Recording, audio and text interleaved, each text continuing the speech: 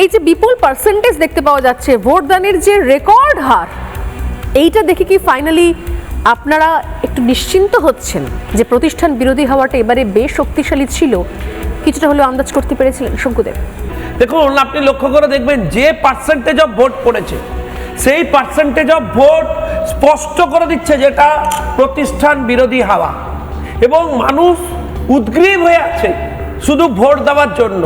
Free and fair election করলেই তৃণমূল ক্ষমতায় আসে না, এবং সেটা 2021 থেকে হচ্ছে স্পষ্ট হয়ে গেছিল তার রূপরেখা।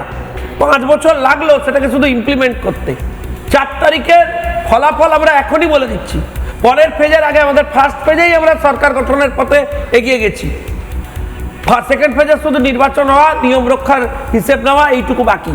ফলে আমি একটা জিনিস স্পষ্ট করতে চাই, আমরা এখন ভাবছি কত দ্রুততার সাথে এই রাজ্যে 7ম পে কমিশন চালু হবে।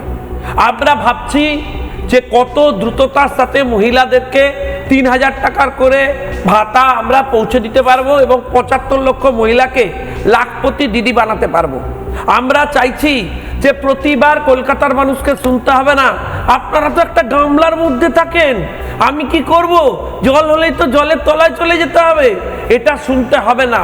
তাই আমরা নির্দিষ্ট পরিকল্পনা, নির্দিষ্ট ব্যবস্থা এই নিয়ে অলরেডি ভাবতে শুরু করে দিয়েছি, এবং করেছি বলে এই ধরুন আগামী যে নির্বাচন, সেই নির্বাচন কলকাতা ওরিয়েন্টেড বিভিন্ন জায়গায় যেখানে যেখানে হবে সেখানকার মানুষরাও সিদ্ধান্ত নিতে শুরু করেছেন।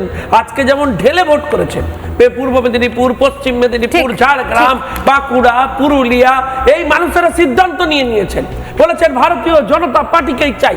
কোথাও তৃণমূলকে খুঁজে পাওয়া যাচ্ছে না।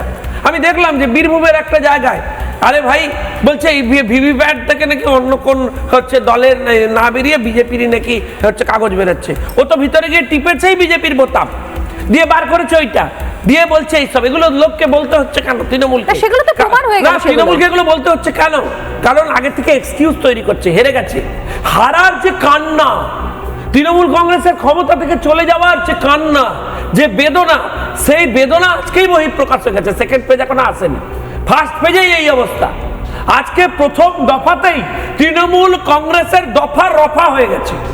তাই আমি বাংলার মানুষকে ধন্যবাদ জানাতে চাই, এবং আমরা বলতে চাই যে আপনারা যে পিএম এবং সিএম একসাথে নিয়ে আগামী দিনে উন্নয়নের কাজ করতে চান, তার প্রস্তুতি আমরা এখন থেকেই নিতে চাই।